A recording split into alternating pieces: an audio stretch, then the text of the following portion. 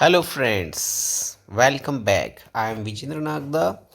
Once again, welcome you all with a new video of class 10th. And today, in this video, we will discuss about class 10, chapter 1, the rise of nationalism in Europe.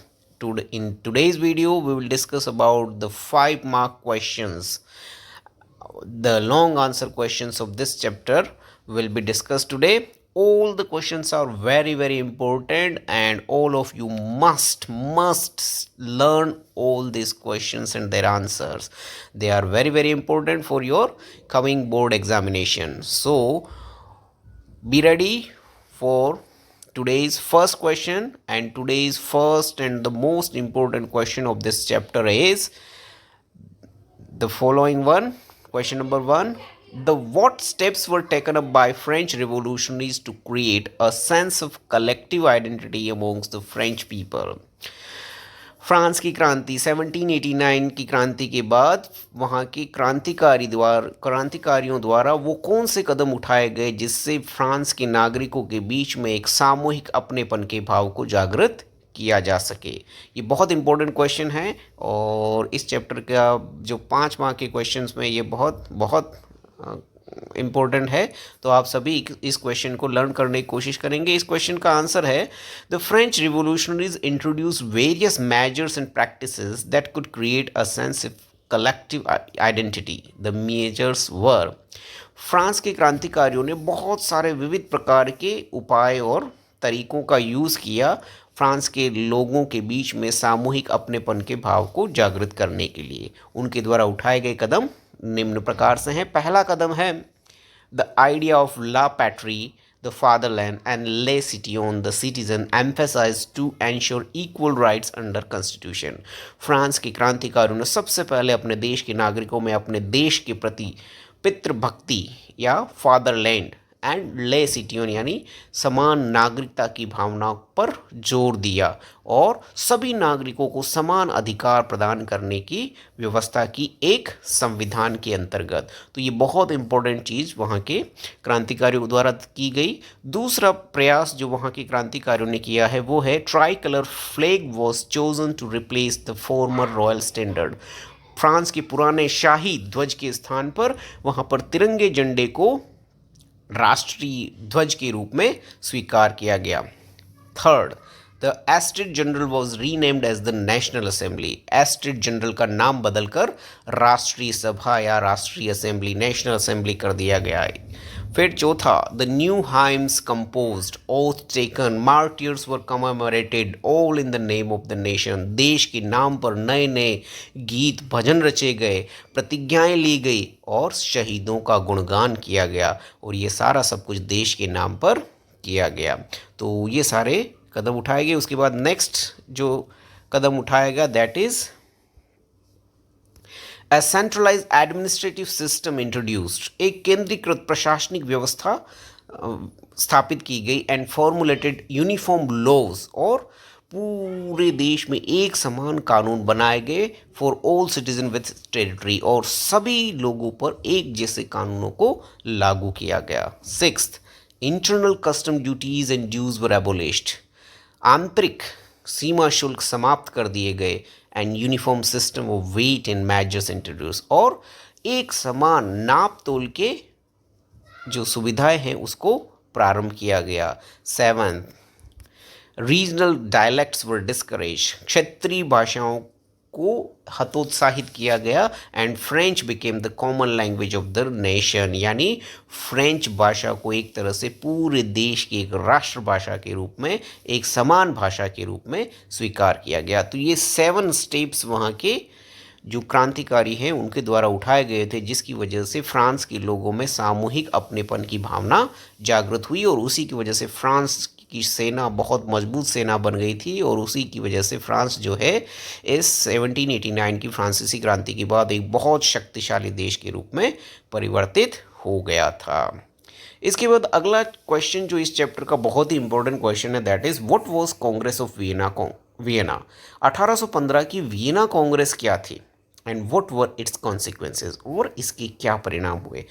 तो Napoleon की हार के बाद, Napoleon की Waterloo के battle में हार के बाद यूरोप के सभी देशों के बीच में एक सभा का आयोजन वियना में 1815 में किया गया, जिसके अध्यक्ष जो है ऑस्ट्रिया के चांसलर ड्यूक मैटरनिक थे। तो मैटरनिक की अध्यक्षता में जो वियना कांग्रेस आयोजित की गई, इसका मुख्य उद्देश्य था for drawing a new settlement for Europe and restoring the monarchies that were overthrown bye Napoleon for creation of a new conservative order.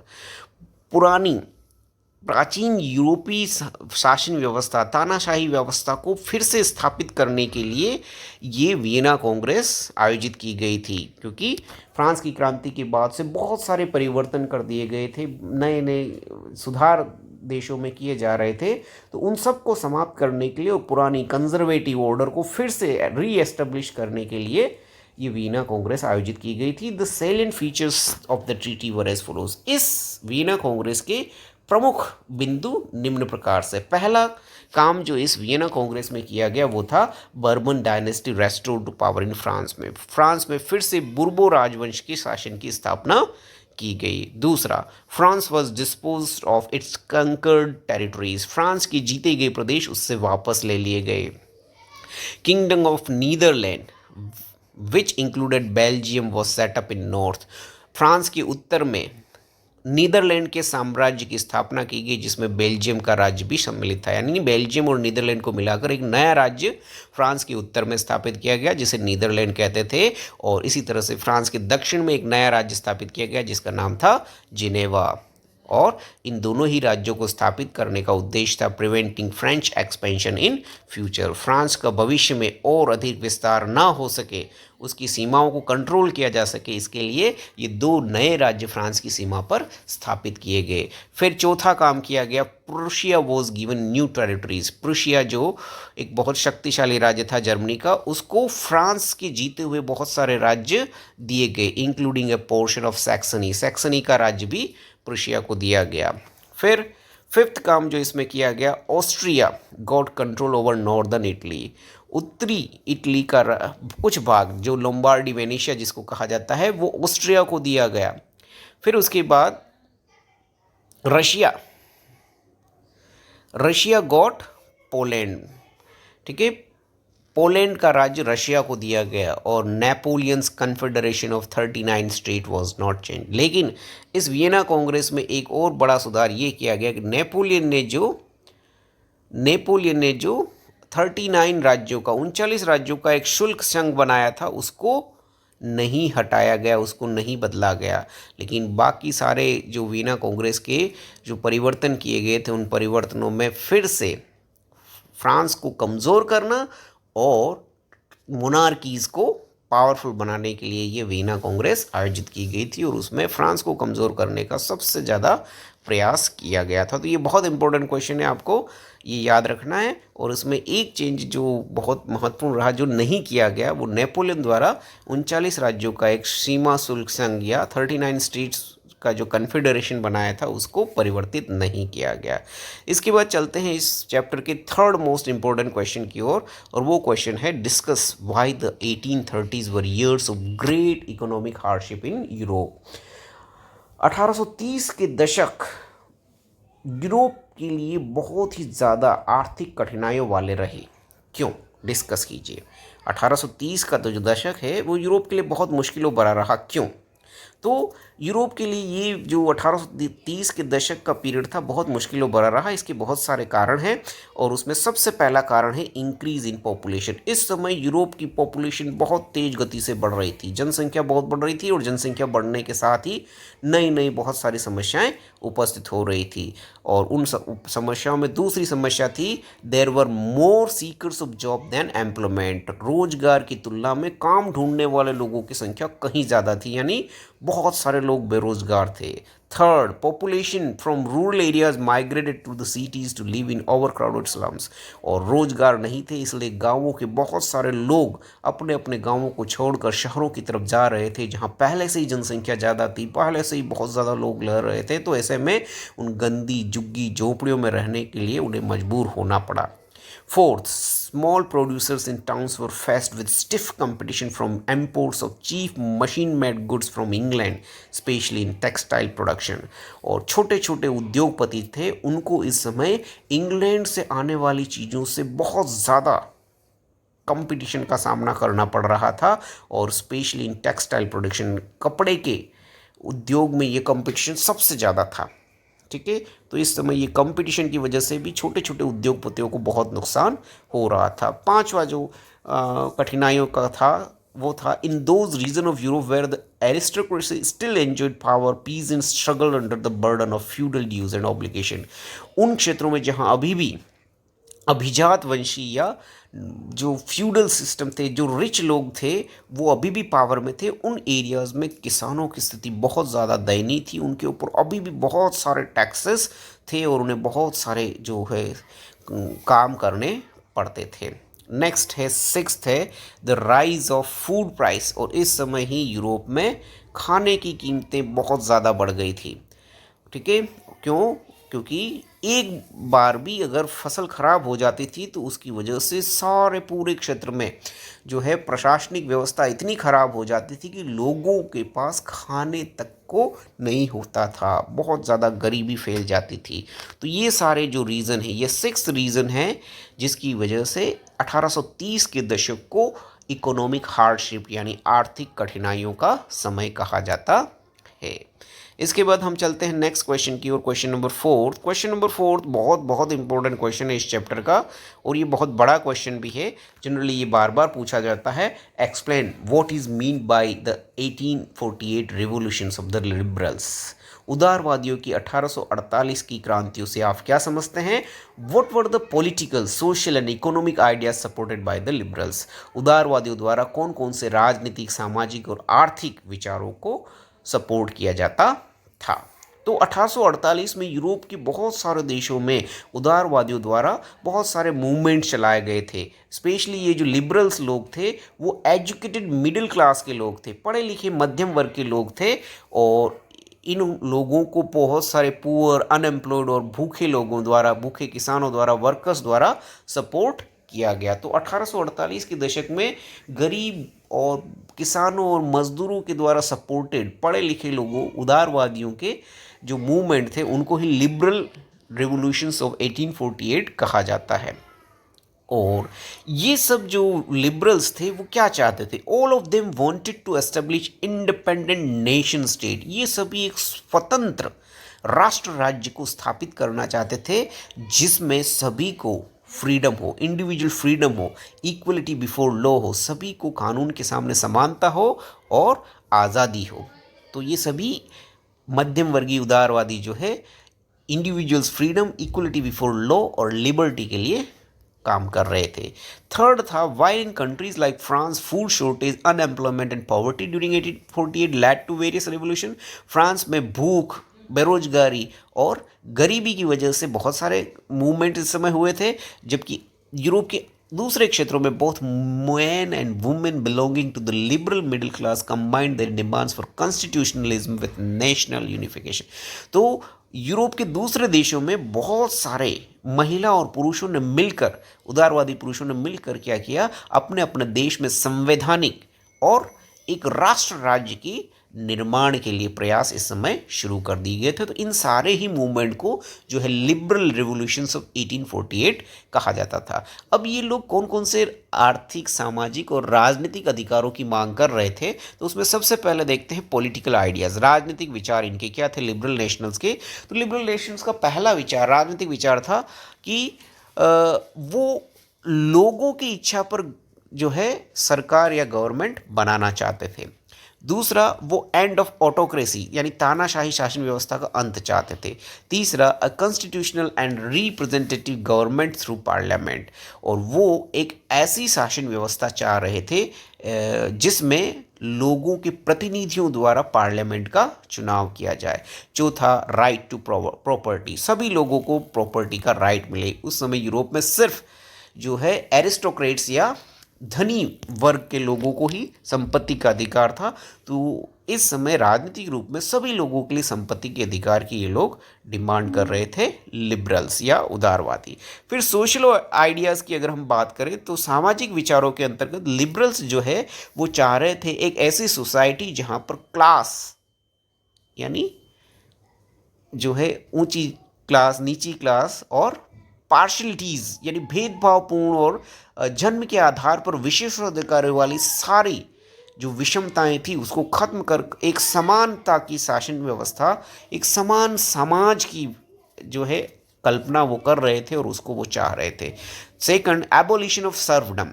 इस समय एक और बहुत इंपॉर्टेंट चीज़ थी कि ये लोग जो है सर्फडम को यानी जो फ्यूडल सिस्टम था जिसमें लोगों को, पीजेंट्स को दासों के रूप में काम करना पड़ता था, उस दास व्यवस्था को ये खत्म करना चाहते थे। They wanted A social equality among all citizen of states, और वे चाहते थे कि सभी लोगों में समानता हो। थर्ड जो चीज़ थी कि in the 19th century in Europe the right to vote and get elected was not granted to those who didn't have private property.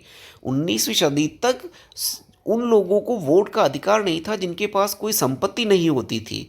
Women were rendered to the status of minors, और women को भी vote का अधिकार नहीं था। Liberal wanted right to vote and participate in election for everyone. तो ये liberals ये चाहते थे कि सभी लोगों को वोट का अधिकार मिले। तो ये थी उनके सामाजिक विचार। फिर आते हैं हम आर्थिक विचारों की तरफ। तो आर्थिक विचार में liberal demanded freedom of markets. Liberals जो है, उदारवादी जो है, वो मार्केट की स्वतंत्रता के पक्ष में थे। वो चाहते थे ओपन मार्केट हो जहाँ पर हर व्यक्ति अपनी चीज़ों को बेच सके और खरीदने वाला अपनी चॉइस के हिसाब से खरीद सके, कोई रेस्ट्रिक्शंस न हो। Abolition of state impose restrictions on the movement of goods and capital. वो पूंजी और सामानों के आवागमन पर लगने वाले जितने भी प्रतिबंध थे उन सब प्रतिबंधों को वो हटाना चाहते थे। तो ये था लिबरल या उदारवादियों की आर्थिक, सामाजिक और राजनीतिक विचार। बहुत इंपॉर्टेंट क्वेश्चन है, ये बहुत बार पूछा जाता है, लिबरल कौन थे और उनके क्या क्या विचार थे। तो आपको ये तीनों ही social, political and economic ideas को इसमें लिखना है। बहुत इंपॉर्टेंट क्वेश्चन है। और लिबरल्स जो थे वो एजुकेटेड मिडिल क्लास के लोग थे, supported by poor peasants, labourers. ठीक है, तो ये हो गया क्वेश्चन नंबर 4। इसके बाद हम चलते हैं नेक्स्ट क्वेश्चन, क्वेश्चन नंबर 5 की ओर। फिफ्थ क्वेश्चन है, why did Metternich describe Mazzini as the most dangerous enemy of our social order. ठीक है, ये एक बहुत इंपॉर्टेंट क्वेश्चन है। ऑस्ट्रिया के चार्ल्स डुग मैटरनिक ने मैजिनी को के लिए कोटेशन का यूज़ किया, एक वर्ड में उसको कहा है ही वह हमारी सामाजिक व्यवस्था का सबसे खतरनाक दुश्मन है। कौन? मैजिनी। तो ये मैजिनी के बारे में मैटरनिक ने कहा है। अब ऐसा क्यों कहा है ये हमें इस आंसर में बताना है। तो इसका आंसर है कि मैजिनी था कौन। मैजिनी ऐसा क्या करता था कि जिसकी वजह से उसको सबसे खतरनाक दुश्मन बताया है। तो Mazzini was a young revolutionary, एक युवा क्रांतिकारी था इटली का, जिसने सभी देशों में, स्पेशली इटली के सभी राज्यों में यूनिफिकेशन के आइडिया को, देश को एक करने के विचार को जन्म दिया था। He believed that God intended nations to be kingdoms and states of Italy had to be forged into a single unified republic within a wider alliance of nation। और वो ये मानता था कि भगवान ने हर देश को एक राज्य के रूप में संगठित किया है और इटली को भी एक राज्य के रूप में संगठित होने का अधिकार है। तीसरा, ही believed that the unification alone could be the basis of Italian liberty. और उसका यह मानना था कि इटली के लोगों को तभी आज़ादी मिल सकती है जब इटली के सारे राज्य मिलकर एक यूनाइटेड इटली बन जाए। और चौथा था कि वो मैजिनी ये मानता था, following his model secret societies were set up in Germany.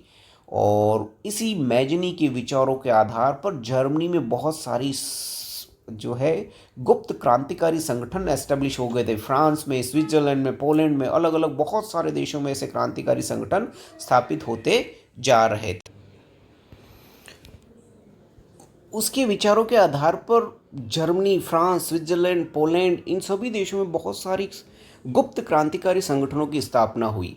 और वह जो है तानाशाही और मोनार्की का इतना बड़ा विरोधी था कि उसने वह हर जगह एक गणतंत्रात्मक या लोकतंत्रात्मक शासन व्यवस्था की स्थापना करवाना चाहता था, और इसी वजह से वो कंजर्वेटिव्स विचारों का विरोधी होने के कारण और लोकतांत्रिक शासन व्यवस्था का सपोर्टर होने की वजह से ही मैटरनिक ने उसे described him as the most dangerous enemy of our social order कहा है। ठीक है, तो इसके बाद हम चलते हैं नेक्स्ट क्वेश्चन की ओर। Question number 6। क्वेश्चन नंबर 6 जो है वो briefly explain the unification of Italy. Italy के एकीकरण को संक्षेप में समझाइए। तो इटली का एकीकरण और जर्मनी का एकीकरण 18वीं सेंचुरी का एक बहुत महत्वपूर्ण घटना है यूरोप की, और ये दोनों ही, इटली और जर्मनी का एकीकरण, आपके एग्जाम की दृष्टि से बहुत इंपॉर्टेंट क्वेश्चन है। तो पहले हम इटली के एकीकरण की चर्चा करते हैं। Italy was divided into 7 states of which Sardinia and Piedmont were under princely state.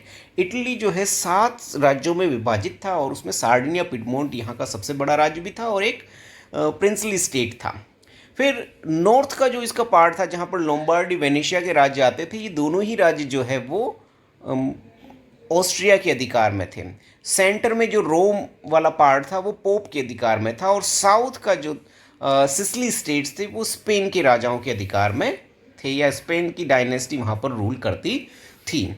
तो इटली के एकीकरण में 2-3 लोगों का बहुत बड़ा कंट्रीब्यूशन था। उसमें सबसे बड़ा कंट्रीब्यूशन था सार्डिनिया पिडमोंट का जो चीफ मिनिस्टर या प्रधानमंत्री था, उसका नाम था Count Cavour. He led the movement for the unification of Italy. Italy के यूनिफिकेशन का मूवमेंट केबूर के नेतृत्व में ही जो है स्टार्ट हुआ था। इन 1859 में इस केबूर ने या सार्डिनिया पिडमोंट की सेना ने फ्रांस के साथ अलायंस, मित्रता करके ऑस्ट्रिया को हरा दिया। ऑस्ट्रिया को हराना, और इटली के एकीकरण की सबसे बड़ी बात था ऑस्ट्रिया ही था, और उसको हरा दिया गया 1859 में, और उससे लोम्बार्डी वेनेशिया का जो पार्ट था वो ले लिया गया। और उसके बाद साउथ में जिसेपी गैरिबाल्डी ने इस केबूर के इस मूवमेंट का साथ दिया, और दक्षिण के सिसिली स्टेट में उसने अपनी एक रेड शर्ट आर्मी बनाकर वहाँ पर भी एक तरह से विद्रोह कर दिया। वहाँ के राजाओं के अगेंस्ट में उसने अपनी एक सेना तैयार कर ली, और 1860 में Sardinia Piedmont's forces march into south Italy. Sardinia Piedmont की सेनाएं जब साउथ इटली में पहुंची तो जिसेपी गैरिबाल्डी की सहायता से उन्होंने आसानी से दोनों ही जो सिसिली स्टेट्स थे उनको हरा दिया गया, वहाँ के स्पेनिश राजाओं को वहाँ से भगा दिया गया, और in 1861 Victor Emmanuel was declared as the king of united Italy. Victor Emmanuel को इस संयुक्त इटली राज्य का राजा घोषित किया गया, रोम को इसकी राजधानी बनाया गया, और इस तरह से 1861 में ये यूनिफिकेशन पूरा हुआ। ठीक है, इसके बाद चलते हैं हम नेक्स्ट क्वेश्चन नंबर 7। ये है जर्मनी के एकीकरण से संबंधित। Who was responsible for the unification of Germany? Explain the different stages of unification of Germany. Germany के एकीकरण के लिए कौन जिम्मेदार था, और इसके जो प्रमुख स्टेप्स हैं या स्टेजेस हैं उनको वर्णन कीजिए। तो जर्मनी के एकीकरण के लिए जो रेस्पॉन्सिबल पर्सन था that was Otto von Bismarck. Otto von Bismarck जो है वो व्यक्ति था जिसकी वजह से ही जर्मनी का एकीकरण हुआ। उसे आयरन मैन ऑफ जर्मनी भी कहा जाता है, और he was the chancellor of Prussia. वो प्रूशिया जो कि जर्मनी का सबसे बड़ा स्टेट था, जर्मनी जो है 39 स्टेट्स में डिवाइडेड था, उसमें से एक प्रूशिया था, और वह प्रूशिया का चांसलर या प्राइम मिनिस्टर था, और उसने ब्लड एंड वॉर की पॉलिसी के थ्रू जर्मनी का यूनिफिकेशन किया। अब उसने क्या क्या किया, कैसे किया? तो सबसे पहले Germany was group of small states before it's unification. Germany छोटे छोटे राज्यों में बटा हुआ था अपने एकीकरण से पहले। The liberal initiative to nation building failed and was taken over by Prussian empire. Liberal लोगों ने, उदारवादियों ने जर्मनी के एकीकरण के लिए कोशिश की थी, और आपने पढ़ा होगा 1848 में फ्रैंकफर्ट असेंबली जो हुई थी वो जर्मनी के राज्यों का एक कॉन्स्टिट्यूशन बनाने के लिए हुई थी, लेकिन वो असफल हो गई थी। तो इसके बाद प्रूशिया ने इस एकीकरण को पूरा करने का जिम्मा अपने हाथों में लिया, और ओटो वॉन बिस्मार्क की लीडरशिप में ये जर्मन यूनिफिकेशन पूरा हुआ। अब ओटो वॉन बिस्मार्क ने इसमें क्या क्या किया, तो उसने इस जर्मनी के एकीकरण की जो बाधाएं थी, 3 बड़ी बाधाएं थी, एक तो ऑस्ट्रिया, एक डेनमार्क और एक फ्रांस, इन तीनों ही को उसने 3 अलग अलग युद्धों में हराया through the policy of blood and war. तलवार और युद्ध की जो उसकी नीति थी, कूटनीति, उन सब का यूज़ करते हुए उसने फ्रांस से मित्रता करके ऑस्ट्रिया को हराया, डेनमार्क को हराया, फिर रशिया से मित्रता करके उसने फ्रांस को हरा दिया, और इस तरह से ये तीनों ही जो बाधाएं वो हार गई। तो 1871 में ये जो जर्मन एकीकरण पूरा हुआ, और प्रूशिया के राजा किंग विलियम फर्स्ट या विलियम कैसर भी जिन्हें कहा जाता है, उनको इस संयुक्त जर्मनी का राजा घोषित किया गया, और इस तरह से 1871 में ये यूनिफिकेशन बिस्मार्क की वजह से पूरा हुआ। इसके बाद नेक्स्ट क्वेश्चन इंपॉर्टेंट आता है, जो कि बहुत इंपॉर्टेंट है और बहुत बार एग्जाम में पूछा गया है, और वो है रोमांटिसिज्म और how did nationalism develop through culture in Europe. और इसी को अथवा में एक दूसरे क्वेश्चन के रूप में दिया गया है, describe the role of culture in shaping the feeling of nationalism in Europe from 1830 to the end of 19th century. Europe के विविध देशों में राष्ट्रवाद की जो भावना है उसमें कल्चर का क्या रोल था, ठीक है, उसके बारे में हमें डिस्कस करना है।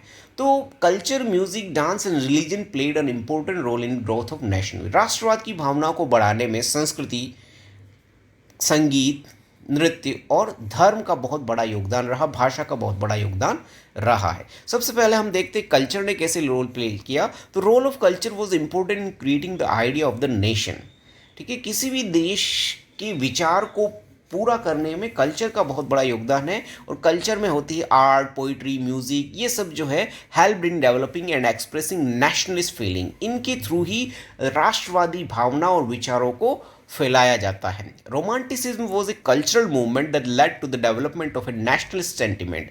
रोमांटिसिज्म इसी प्रकार के एक सांस्कृतिक आंदोलन को कहा जाता है जिसके थ्रू राष्ट्रवाद की भावनाओं को फैलाया गया था। Romantic artist and poets criticise the glorification of reason and science and instead focused on emotions and intuitions.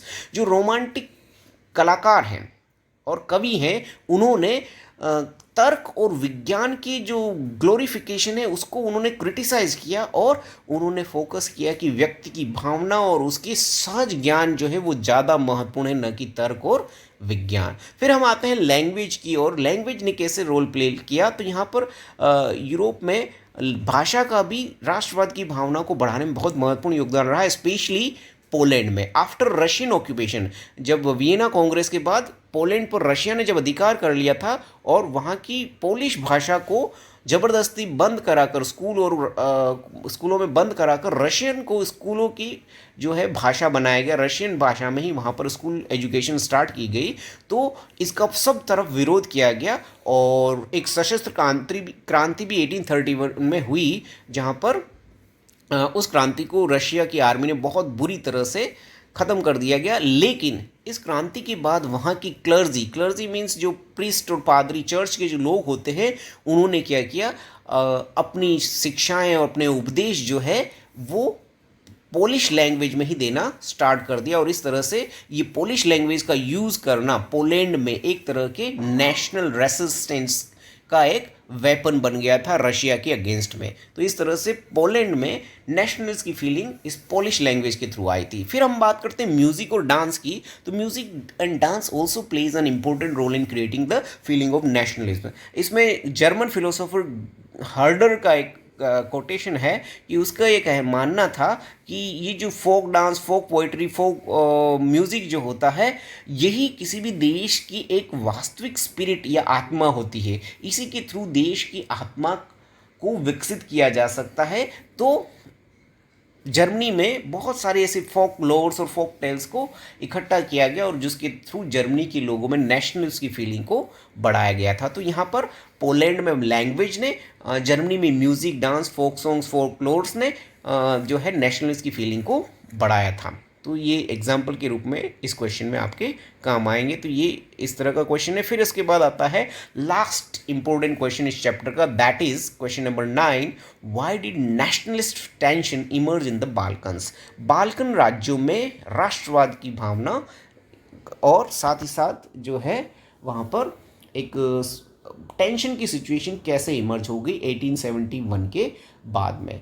तो सबसे पहले हम बाल्कन क्षेत्र की बात करें तो बाल्कन क्षेत्र जो वर्तमान के देश हैं, Balkan comprised of modern day Romania, Bulgaria, Albania, Greece, Macedonia, Croatia, Bosnia, Herzegovina, Slovenia, Serbia and Montenegro. ये जो 10-11 देश है, इन 10-11 देशों का ही एक क्षेत्र था जिसे बाल्कन क्षेत्र कहा जाता था, और 15th सेंचुरी से ये जो क्षेत्र था वो टर्की के ओटोमन एम्पायर का पार्ट था, और यहाँ के मोस्टली लोगों को स्लाव्स कहा जाता था।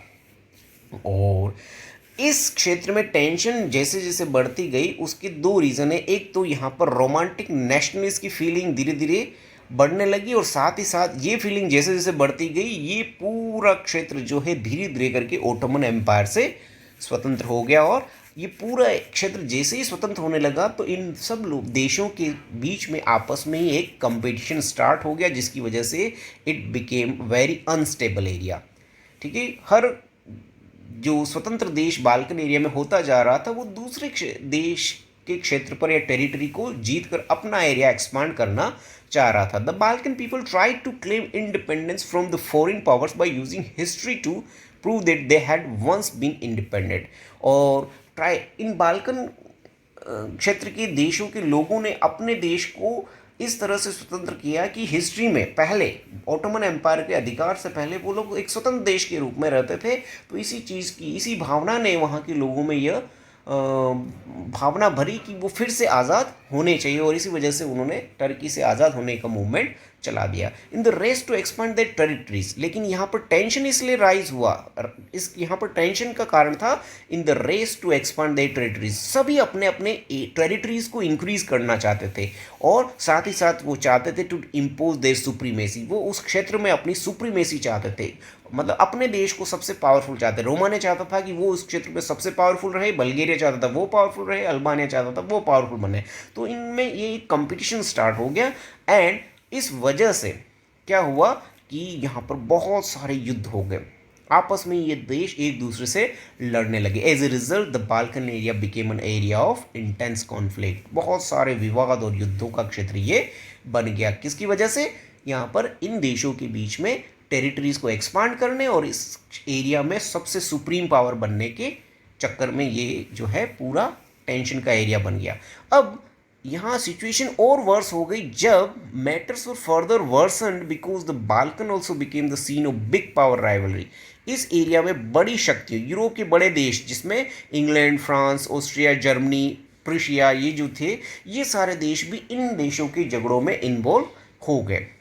और इन बड़े देशों में आपस में पहले से राइवलरी थी कि वो अपनी कॉलोनीज़ को एक्सपेंड करना चाहते थे, वो अपनी सेना को और नेवल जल सेना को शक्तिशाली बनाना चाह रहे थे। तो इन सब की वजह से इन बड़े देशों में पहले से ही राइवलरी थी, और वो राइवलरी बाल्कन देशों के झगड़ों में भी दिखाई देने लगी कि ये उनके झगड़ों में इन्वॉल्व हो गए। और इस तरह से क्या हो गया कि the Balkans and extend own control over the area. वो इस क्षेत्र में अपना प्रभाव बढ़ाने के चक्कर में ये जो है यहाँ पर बहुत सारे युद्ध, भयंकर युद्ध होने लगे। और इसी का परिणाम ये हुआ कि यहाँ पर बहुत सारे युद्ध हुए, और इन्हीं युद्धों की वजह से सबसे बड़ा जो है कि फर्स्ट वर्ल्ड वॉर का कारण भी यह बाल्कन एरिया की टेंशन ही थी, और ये झगड़े ही थे जिसकी वजह से वर्ल्ड को फर्स्ट वर्ल्ड वॉर का सामना करना पड़ा।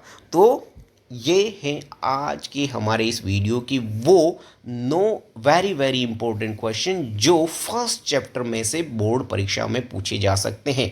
परीक्षा में कोई एक ही क्वेश्चन इनमें से आएगा, लेकिन यही वो 9 क्वेश्चन हैं जिनमें से कोई क्वेश्चन पूछा जाएगा। तो आप सभी लोग इन 9 के 9 क्वेश्चन को प्रिपेयर कीजिए। आशा ही नहीं, पूरा विश्वास है कि इन प्रश्नों को तैयार करके आप 100% बहुत अच्छे मार्क्स जो है वो लेकर आएंगे। तो इसी के साथ हम आज के इस वीडियो को समाप्त करते हैं। Thank you all for watching my video and expecting you all that you will like, comment, share and subscribe to my channel। फिर मिलेंगे नेक्स्ट वीडियो में। नेक्स्ट वीडियो में हम डिस्कस करेंगे इसी चैप्टर के 3 मार्क के क्वेश्चंस के बारे में।